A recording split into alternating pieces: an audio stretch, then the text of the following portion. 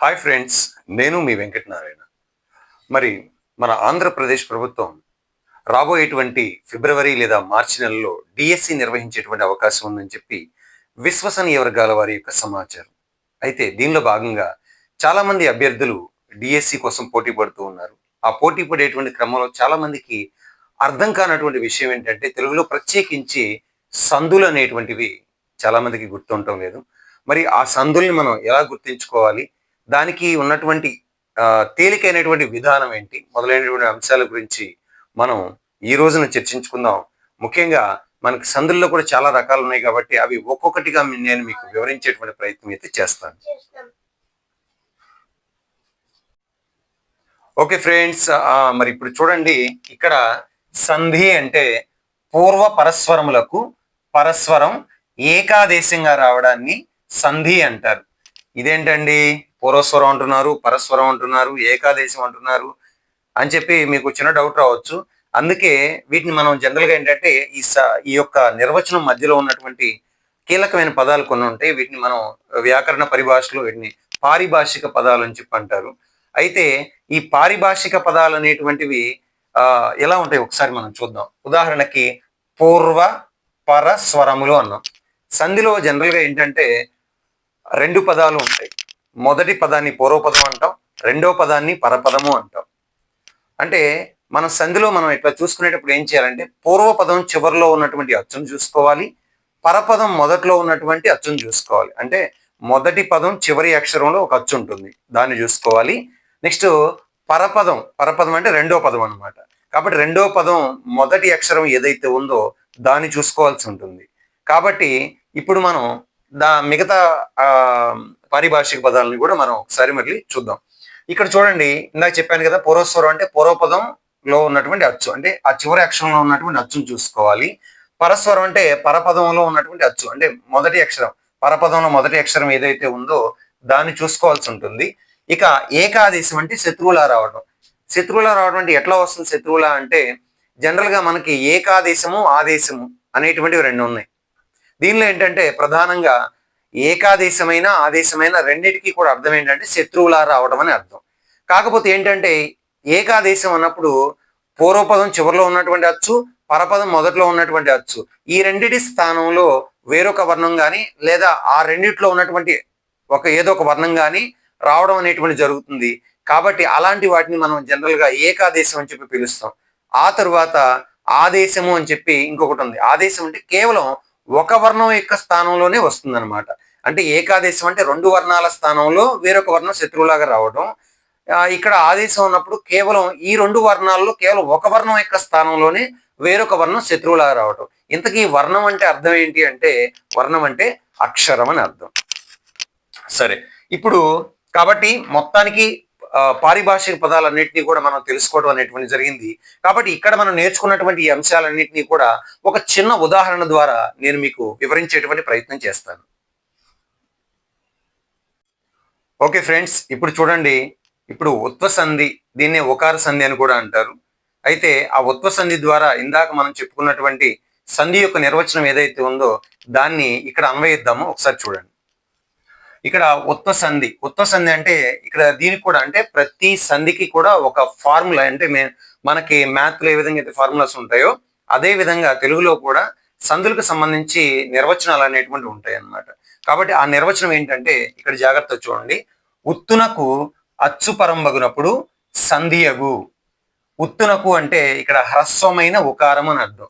మనకి వర్ణమాలలో జనరల్గా ఏంటంటే హ్రస్వము దీర్ఘము అనేటువంటి రెండు ఉంటాయి. అంటే ఆ, ఈ, ఉ, రు ఇలా ఉండేటువంటి వాటిని హ్రస్వములు అంటాం. అంటే చాలా తక్కువ వ్యవధిలో క్షణకాలంలో పలకబడేటువంటివి ఏవైతే ఉన్నాయో వాటిని మనం హ్రస్వములు అని చెప్పి పిలుస్తాం.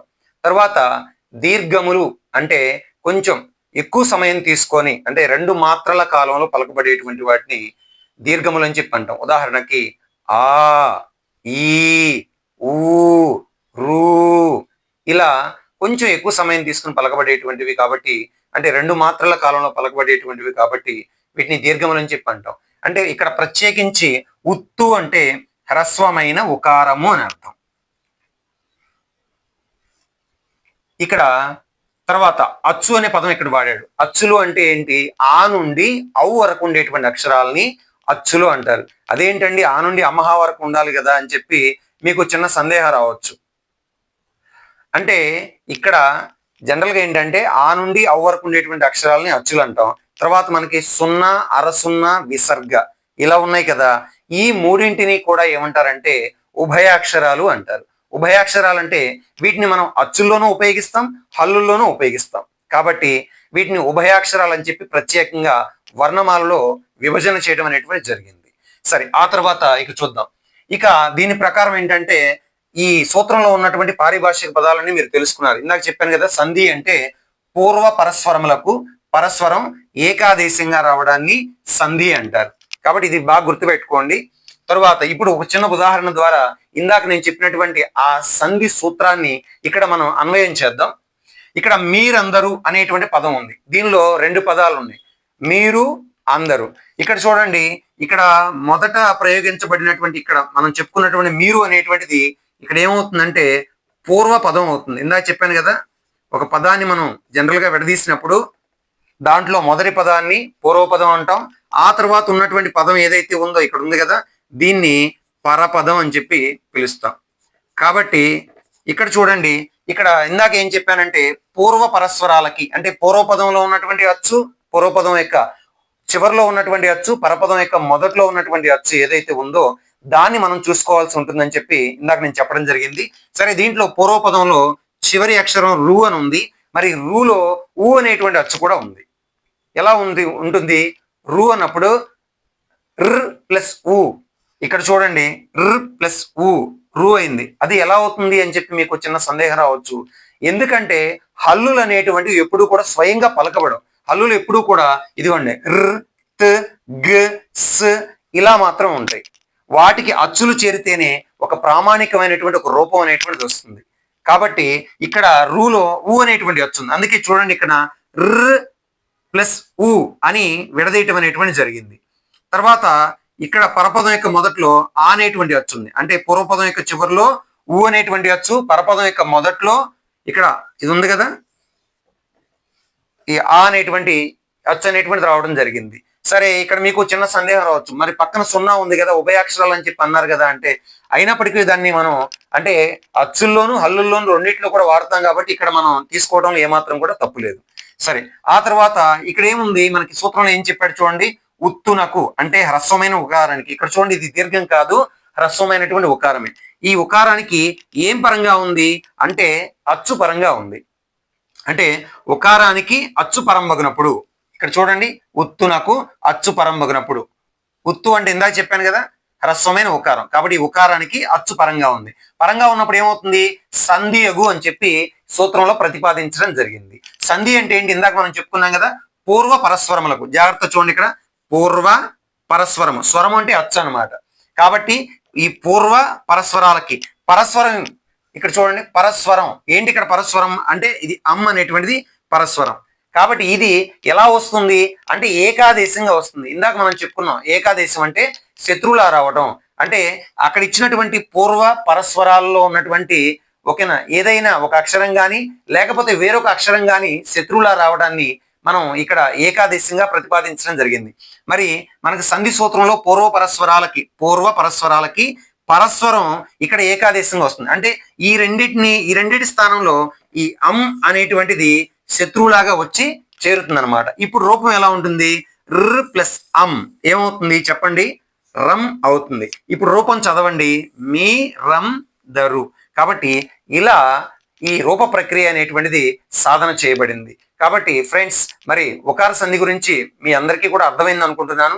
మరి సంధి అంటే ఏంటో కూడా మీకు అర్థమైందని చెప్పి అనుకుంటున్నాను. ఒక విషయం చెప్తాను, ఈ సంధిని మనం ఈజీగా గుర్తుపెట్టుకోవడానికి నేను ఒక చిన్న టిప్ లాగా చెప్తాను.